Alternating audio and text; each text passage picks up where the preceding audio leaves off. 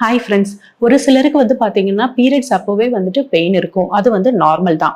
But ஒரு சிலருக்கு பார்த்தீங்கன்னா பீரியட்ஸ் அப்போ ரொம்ப பெயின்ஃபுல்லாக இருக்கும். அதே மாதிரி பிளட் கிளாட்ஸும் நிறைய போகுதுன்னு சொல்லுவாங்க. ஹெவி ப்ளீடிங்காக இருக்குன்னு சொல்லுவாங்க. அப்படி இருக்கவங்களுக்கு அப்நார்மலாக ஏதோ இருக்குன்னு அர்த்தங்க.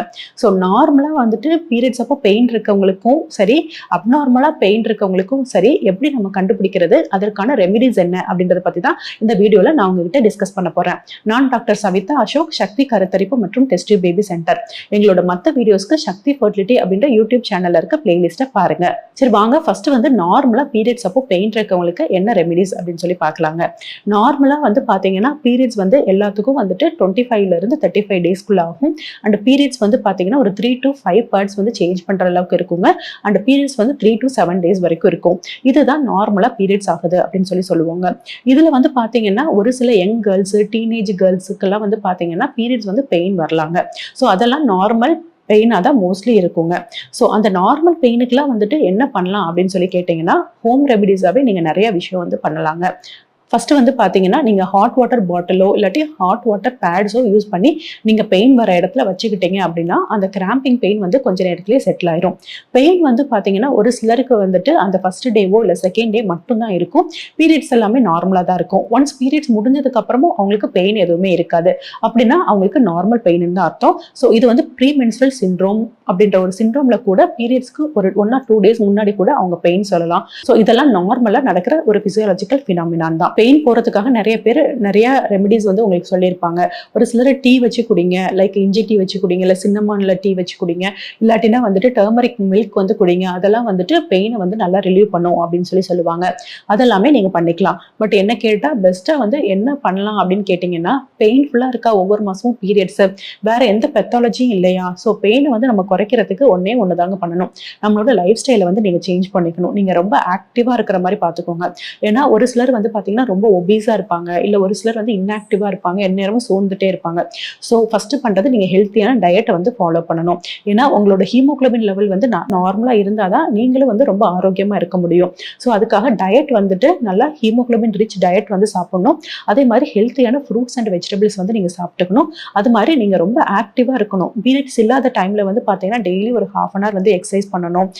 நீங்க ஸ்கூல் கோயர்ஸா இருந்தாலும் பரவாயில்ல, ஸ்கூல் முடிச்சுட்டு டெய்லி ஒரு 1/2 hour நல்லா வாக்கிங் போற மாதிரி பார்த்துக்கோங்க. ஜங்க் ஃபுட்ஸ் எல்லாம் கட்டாயமா அவாய்ட் பண்ணிக்கோங்க.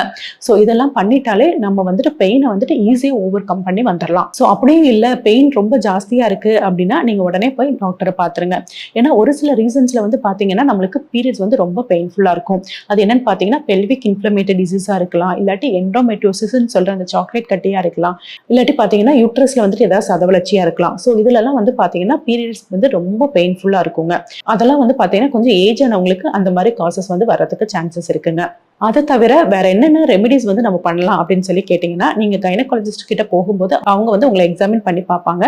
லைக் உங்களுக்கு ஸ்கேன்ல எப்படி இருக்கு அப்படின்னு சொல்லி பார்ப்பாங்க, யூட்ரஸ், ஓவரிஸ். ஸோ இதுல ஏதாவது பெத்தாலஜி இருந்துச்சுன்னா அதுக்கேற்ற மாதிரி ட்ரீட்மெண்ட் கொடுப்பாங்க.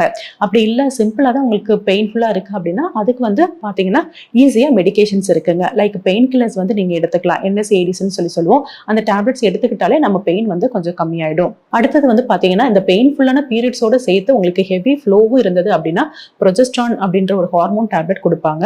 அப்படி இல்லைன்னா birth control bills and oral contraceptive bills அதில் ஏதாவது ஒன்று கொடுப்பாங்க. ஸோ அதெல்லாம் நீங்கள் ரெகுலராக ஒரு 1 or 2 months எடுக்கும்போது இந்த பீரியட்ஸ் பெயின் ஹார்மோனல் இஷ்யூவாக இருந்ததுன்னா அது கரெக்டாக கண்டிப்பாக கரெக்ட் ஆயிக்கும். ஒரு சிலருக்கு பார்த்தீங்கன்னா ரொம்ப பெயின்ஃபுல்லாக இருக்கும் பீரியட்ஸ். அப்படி இருக்கவங்களுக்கு பார்த்தீங்கன்னா மிரினா அப்படின்னு சொல்லிட்டு ஒன்றை இன்சர்ட் பண்ணலாம். ஸோ அடினோமயோசிஸ் அப்படின்னு சொல்லுவோம். அந்த கண்டிஷனில் பார்த்தீங்கன்னா இந்த மிரினா அப்படின்றது ரொம்பவே ஹெல்ப்ஃபுல்லாக இருக்கும். இது நீங்கள் டெய்லி டேப்லெட் சாப்பிட்றதுக்கு பதிலாக அந்த காப்பர்ட்டி மாதிரி ஒரு டிவைஸை உள்ள போட்டுட்டோம் அப்படின்னா இந்த பெயின்ஃபுல் பீரியட்ஸ் ரொம்ப நிரந்தரமாகவே ஒரு தீர்வு பார்க்க முடியும். ஒன்ஸ் போட்டுட்டோம் அப்படின்னா நெக்ஸ்ட் நீங்க 5 to 10 years வரைக்கும் அதை அப்படியே வச்சுக்க முடியும். அது உள்ளேயே ப்ரொஜெஸ்ட்ரான் அப்படின்ற ஒரு ஹார்மோனை ரிலீஸ் பண்ணி உங்களோட பெயினை கம்மி பண்ணும். அதே மாதிரி அதோட வீக்கத்தையும் கொஞ்சம் கம்மி பண்ணும். ஸோ இதெல்லாம் தான் மெடிக்கல் மேனேஜ்மெண்ட்.